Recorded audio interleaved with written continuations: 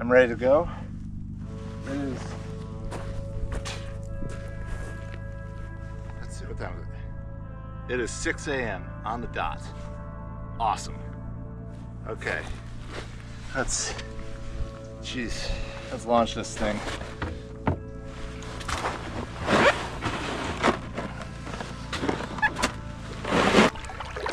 I've got a long day and it's quite tidally dependent. So low tide here is in about 2 hours and 45 minutes. I'm about halfway to low. So the idea here is that I can paddle northeast for quite a while in an area where the tide isn't too critical current-wise, and then as I get more into the Mount Desert Narrows area, I can just ride the tide for the rest of the day. That's the hope. Let's see how it goes. Still a long way to paddle. Super foggy here again, as you can see.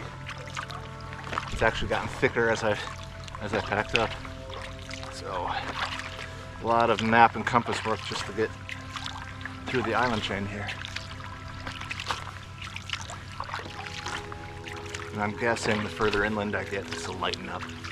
I think I'm officially out of the islands of Stonington, out of Merchant Row.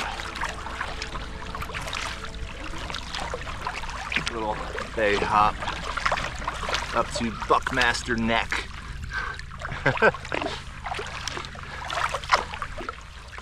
I'm about to start my first crossing of the day. Probably about a mile between Buckmaster Neck and Stinson Neck. Not hearing any boats. There's one way out there somewhere, but right about there is my heading I want.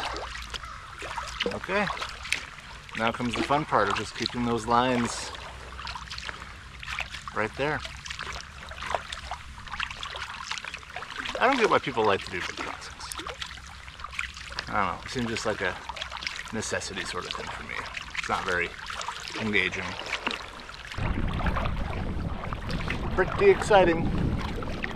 Paddling for, I don't know, what, 15 minutes or so now. It's been pretty much a straight line. And, well, okay, there it is. Wow, this fog is so thick. I just saw the trees now. Wow, this stuff is really heavy in here.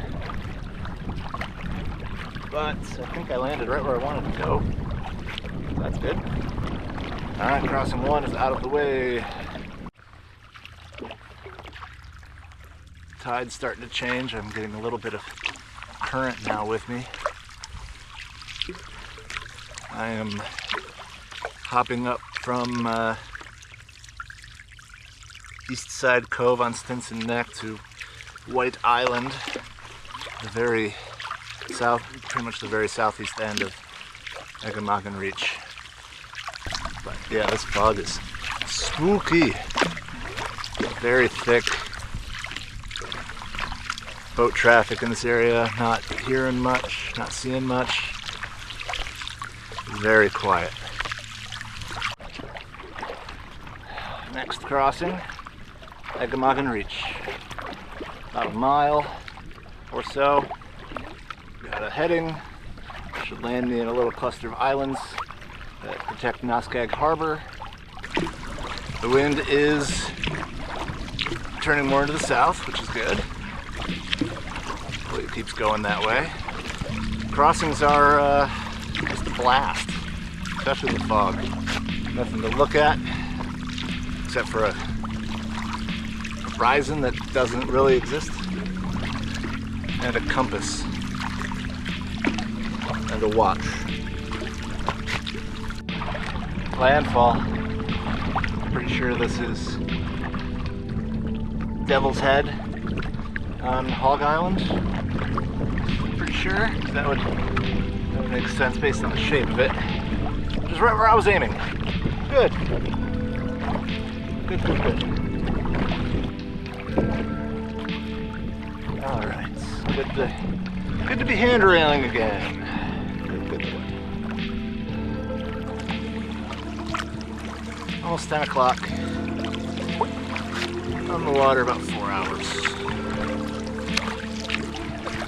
The fog feels a little bit different now because I'm getting deeper into the bay. I'm on the edge of Blue Hill Bay right now.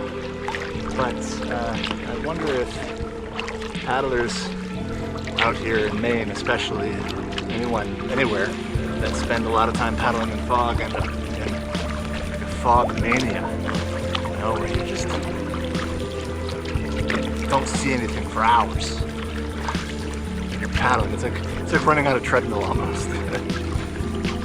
Going. Nothing's changing. Has anyone ever had that experience? I don't think I'm descending quite into the bowels of madness yet, but I could see how you could. Alright, let's see, it's 10:30. 10:30, 76 is my heading out to Tinker Island. Crossing number something of the day. A lot of crossings today. Handrail, cross. Handrail, cross. I'm gonna handrail this a little bit, then cross.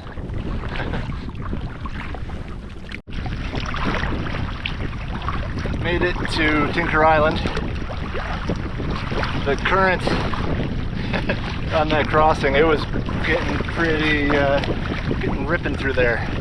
Some of the lobster buoys had big strings of kelp stretched way out. I'm gonna have to add more tidal flow offset to my headings. That's a lot. Alright, let's see. I'm actually gonna paddle east on Tinker, so that way when I start heading north again, I'll hopefully have the tide straight behind me. And that'll be a nice push. It's definitely flowing a couple knots right now. Kind of right in the middle of flow. It's getting real out here. Taking a quick breather in this little intertidal area at the end of Tinker Island.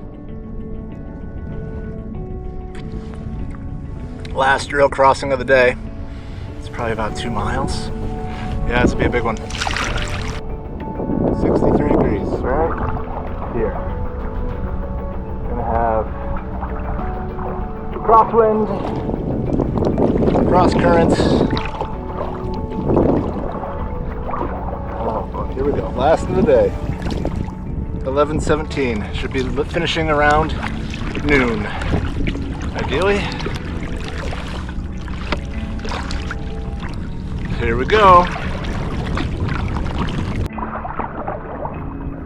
I've been going about almost 40 minutes, and I think I can land. Yeah, see, the thing out here is it can play tricks with you. Just a little, horizon's a little sharper. There's a bit of a smudge, a shadow.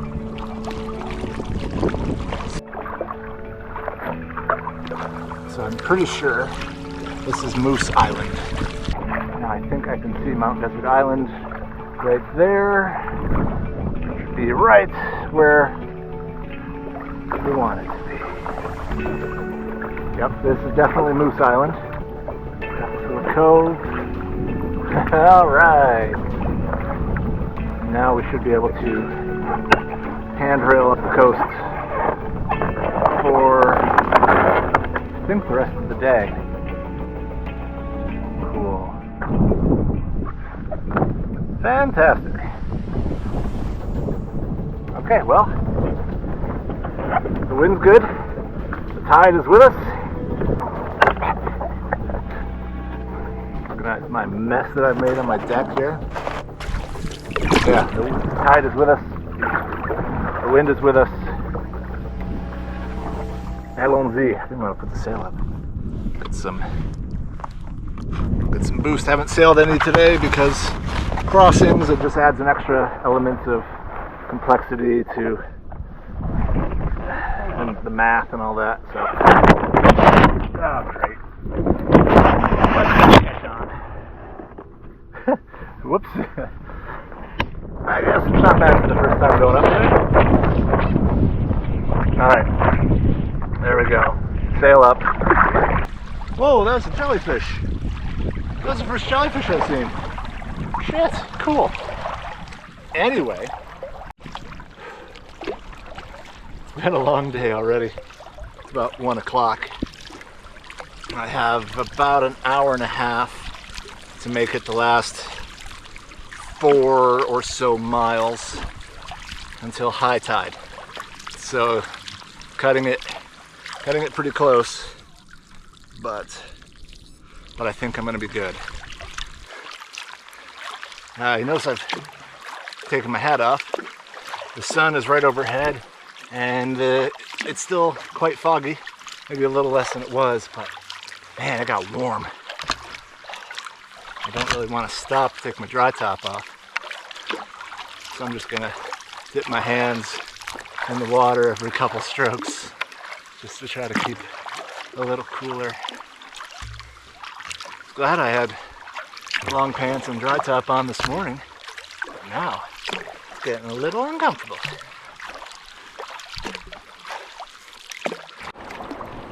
Sit rep. 5 minutes till high tide, and I am paralleling the road, the only road that goes in and out of Mount Desert Island. It is busy, busy, busy, busy. Whew. It's gonna be close. I would not be surprised if I have to work my way up current for a few minutes right at the very end, but still a few minutes left. All right, at the bridge there is definitely some current flowing towards us.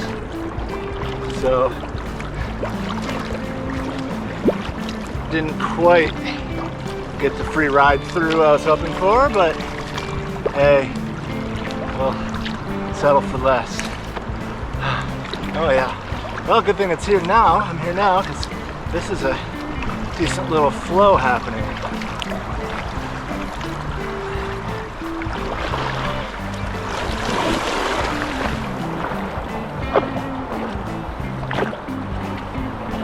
Oh yeah, really decent flow.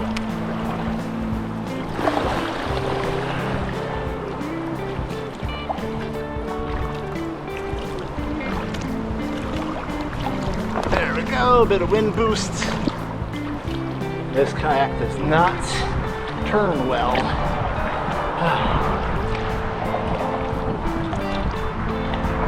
There we go. Yeah, wind, carry me out of this flow.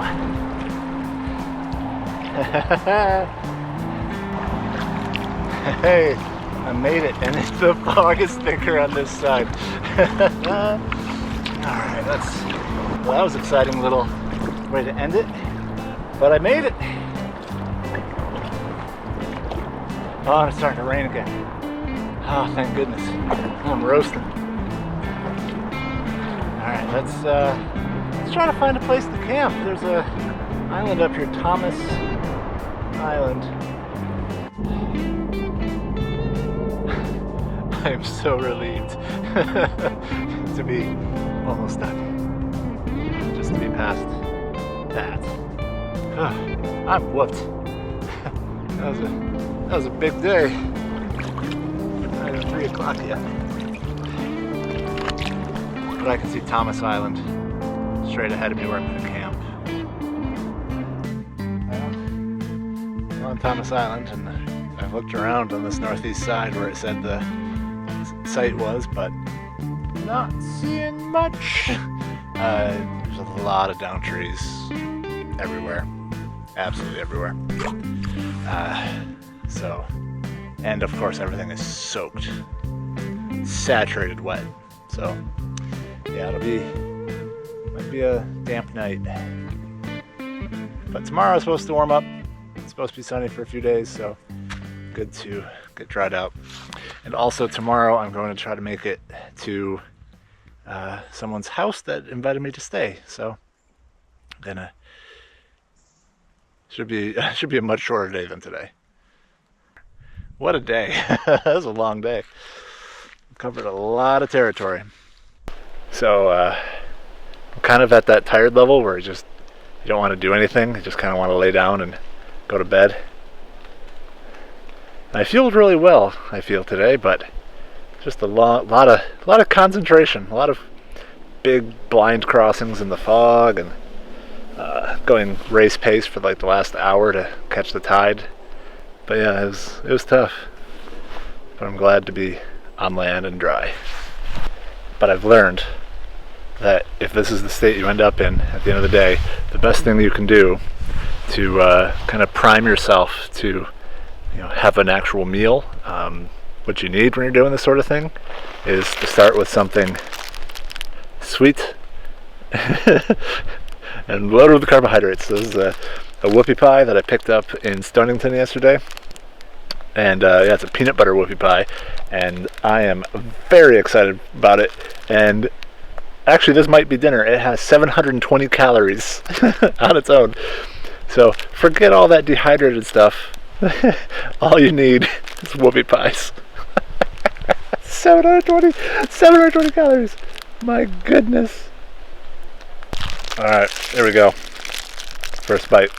I mean, just look at that thing. Oh my goodness. There's a piece of cake. Mm.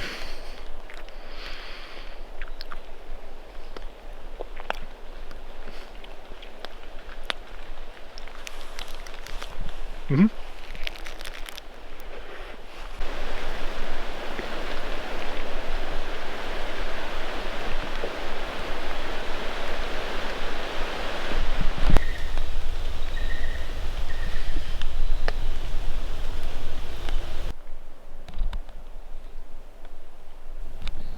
I think I'm going to lay down for a bit before going to bed. Maybe read. Write my journal. Something like that, yeah. Anyway, have a good evening. Stay dry.